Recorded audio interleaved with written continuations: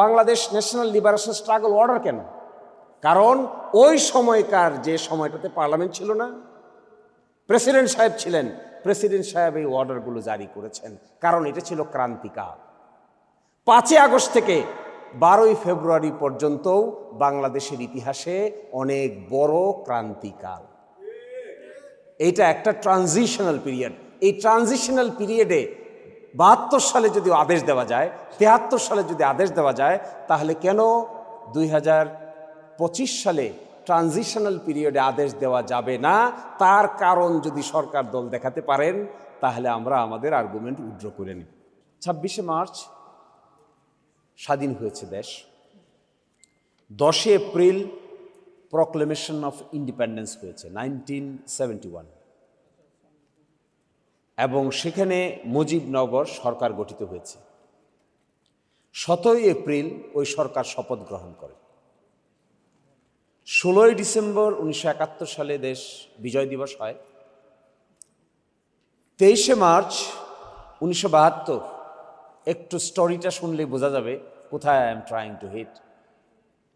23শে March 1972 the constituent assembly of Bangladesh order, presidential order number 22, 1972 জারি করা হয় নতুন সংবিধান করার লক্ষ্যে। সব সময়টা যদি একটু মনে রাখেন কষ্ট করে, 23শে মার্চ 1972। 10 এপ্রিল 1972 কনস্টিটিউশন অ্যাসেম্বলির প্রথম অধিবেশন অনুষ্ঠিত হয়। 11 এপ্রিল 1972 সংবিধানের ড্রাফট কমিটি গঠিত হয় 34 সদস্য বিশিষ্ট।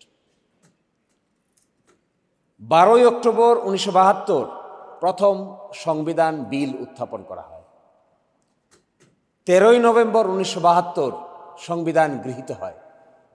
16 ডিসেম্বর 1972 সংবিধান কার্যকর হয়। 7 মার্চ 1973 প্রথম দেশের সাধারণ নির্বাচন অনুষ্ঠিত হয়। 7 এপ্রিল 1973 বাংলাদেশের ইতিহাসে প্রথম জাতীয় সংসদের অধিবেশন অনুষ্ঠিত হয়। 7 মার্চ 73 নির্বাচন হয়, 7 এপ্রিল 73 অধিবেশন অনুষ্ঠিত হয়। তাহলে দেশে তো আইন হলো কি করে? এইটার উত্তর দিয়ে শেষ করে দিচ্ছি। ট্রানজিশনাল পিরিয়ড নামে আমাদের সংবিধানে 2টো অনুচ্ছেদ আছে, একটা 150 অনুচ্ছেদ, আর তার সঙ্গে আছে 4th schedule. Dhaka university order 1973 জারি করা হয় 12 ফেব্রুয়ারি 1973।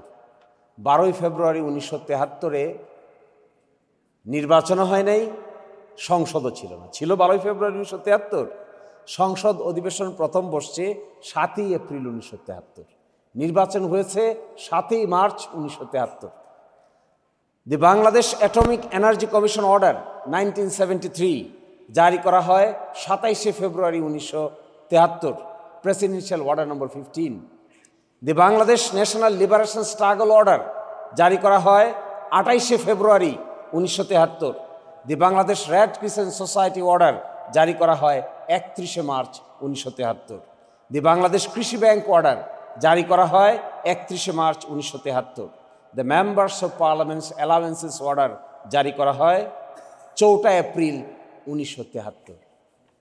7 মার্চ নির্বাচন হয়েছে, 7 এপ্রিল পার্লামেন্ট বসেছে।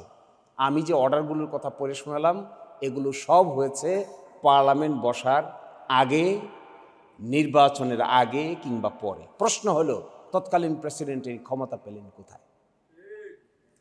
That is what is the crux of the whole issue. তৎকালীন প্রেসিডেন্ট কোন ক্ষমতা বলে এই কাজ করেছেন? আমাদের আমি কি সময় বেশি নিয়ে নিলাম নাকি? সরি। তো 4th শিডিউলে, ট্রানজিশনাল পিরিয়ডের 4th শিডিউলের প্যারাগ্রাফ বাংলায় পড়ে শোনাই, তাহলে সহজ হবে। আইনি আলোচনাটা কিন্তু আইনি, বিতর্কটা কিন্তু কমপ্লিটলি লিগ্যাল বিতর্ক।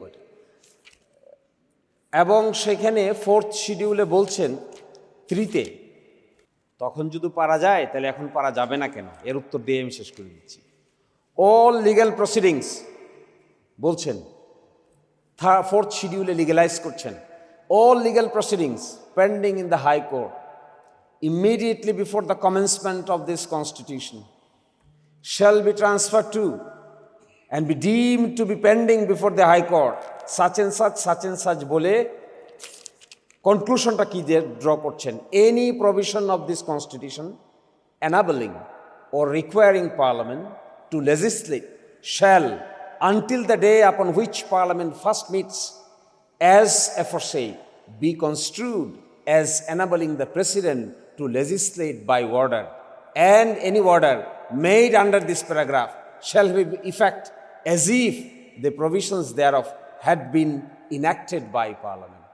ওই যে পার্লামেন্ট বসে নাই, কিন্তু প্রেসিডেন্ট অর্ডার দিচ্ছে, Dhaka university order, atomic energy commission order, গণপ্রতিনিধিত্ব অধ্যাদেশ অর্ডার 1972।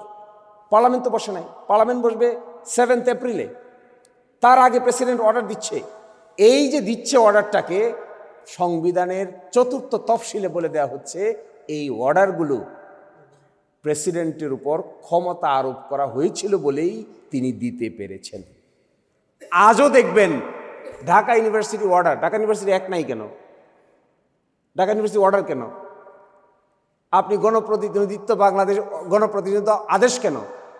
অধ্যাদেশ কোথায় গেল? অ্যাক্ট কোথায় গেল? অ্যাটমিক এনার্জি অর্ডার কেন?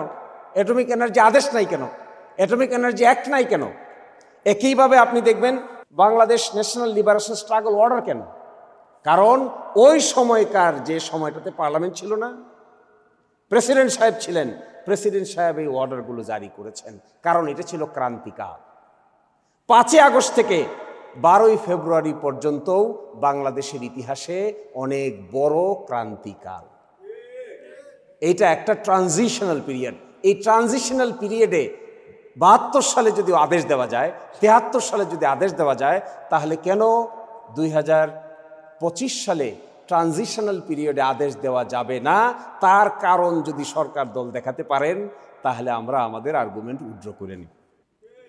আর যদি না দেখাইতে পারেন, তাহলে ওইটা মাইনে নেওয়াটাই শ্রেয় হবে। সকলেই ভালো থাকবেন। আসসালামু আলাইকুম। খাঁটি ও দানাদার ঘি খুঁজছেন?